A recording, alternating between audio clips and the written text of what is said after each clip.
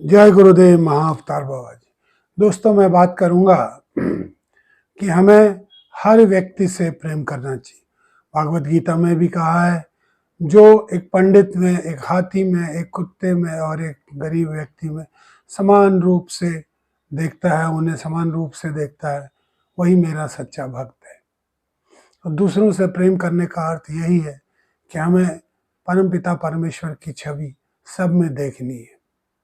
जब हम परमात्मा को और अपने गुरु को सब में देखेंगे, तभी हम उन्हें प्रेम कर पाएंगे। प्रेम करने का मतलब यही है कि हम सबको श्रद्धापूर्वक देखें। कोई हमें डांटे, कोई हमारे अहंकार को ठेस पहुंचे, तो भी यही समझना है कि यह व्यक्ति हमारे परमात्मा है, यह व्यक्ति हमारे गुरुदेव की छवि है और ये हमें हमारी गलतियों के लिए टोक रहे। जब आप ऐसा समझेंगे, तब आपका उनके प्रति कोई भी क्रोध भावना नहीं होगी, कोई भी गलत भावना नहीं होगी और आप उन्हें क्षमा करके उनसे प्रेम कर सकते हैं। उसी प्रकार प्रेम करने के लिए हमें चाहिए कि हम हर व्यक्ति में परमात्मा को देखें। इसके लिए सबसे ज़रूरी हो जाता है पहले परमात्मा की खोज। जब तक हम परमात्मा में विश्वास नहीं करेंगे, जब तक हम भगवान में विश्वास नहीं करेंगे, तब तक हम हर व्यक्ति को प्रेम नहीं कर पाएंगे। परमात्मा में सब में परमात्मा को देखने के लिए हमें ध्यान आवश्यक है। ध्यान सुबह शाम 2 टाइम करें। धीरे धीरे वो ध्यान करने का मतलब ही यही है कि हम परमात्मा तक पहुंचने का प्रयास कर रहे हैं और धीरे धीरे वो क्षण भी आएगा, 2, 3, 4 या 5 सालों में। या आपकी श्रद्धा के ऊपर निर्भर करता है कि कितनी जल्दी परमपिता परमेश्वर आपको साक्षात्कार देते हैं। यह आपकी श्रद्धा पर निर्भर है। आप जितना डिवोशन यानी श्रद्धा के साथ, सिंसियरिटी के साथ और लगन के साथ परमात्मा की खोज करेंगे, वह उतनी जल्दी आपको मिल पाएगा। और जैसे ही वह मिल पाएगा, आप पाएंगे कि सब में वही है, उसके अलावा और कुछ भी नहीं है। और जब ऐसा आप देखेंगे, तो आप सोने में, मिट्टी में और एक पत्थर के कंकड़ में समान रूप से उन्हें देखेंगे। यही भगवत गीता में कहा है कि जो व्यक्ति पत्थर को, सोने को और मिट्टी के ढेले को समान रूप से देखता है, वह सिद्ध पुरुष है। ये तभी संभव है जब आप आत्म साक्षात करके परमपिता परमेश्वर को सब में समान रूप से देखेंगे। उसके लिए आवश्यक है ध्यान करना। अगर आप ध्यान करेंगे, तभी परमात्मा का साक्षात्कार संभव है। तभी आपका मन कंट्रोल में आएगा। मन और बुद्धि कंट्रोल में आ जाने से आत्मा का उन पर कसाव हो जाता है, जिससे वो आत्मा की आवाज़ को सुनकर आगे बढ़ते हैं।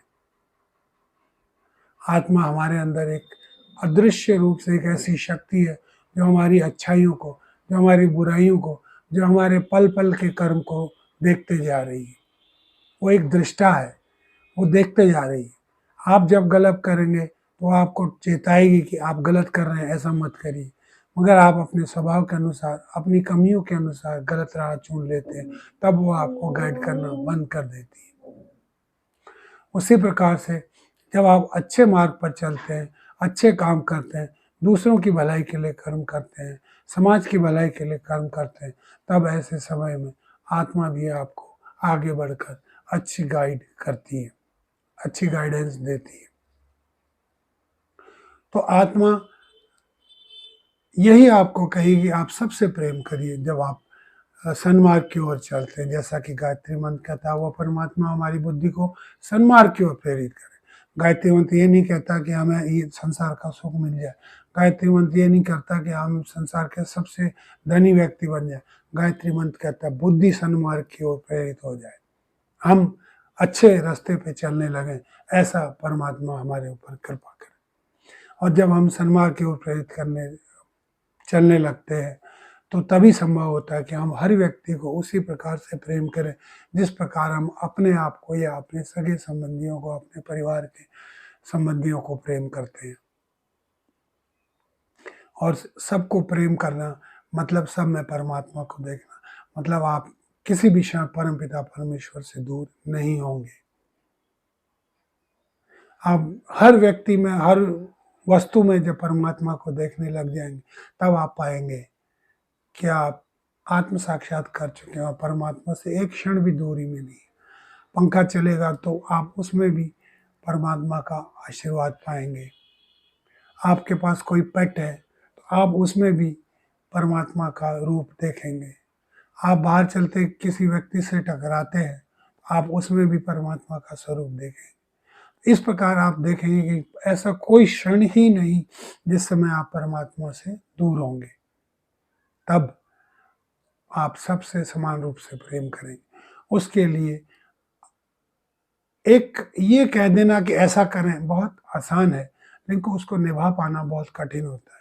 उसको निभा पाने के लिए हमें चाहिए कि हम सुबह शाम ध्यान करें, मन को नियंत्रण में रख लें। जब मन पूरी तरह से नियंत्रण में आ जाता है, तब हम आराम से उसे वैसा करवा सकते हैं जैसा हम करना चाहते हैं। जय गुरुदेव महाअवतार बाबा।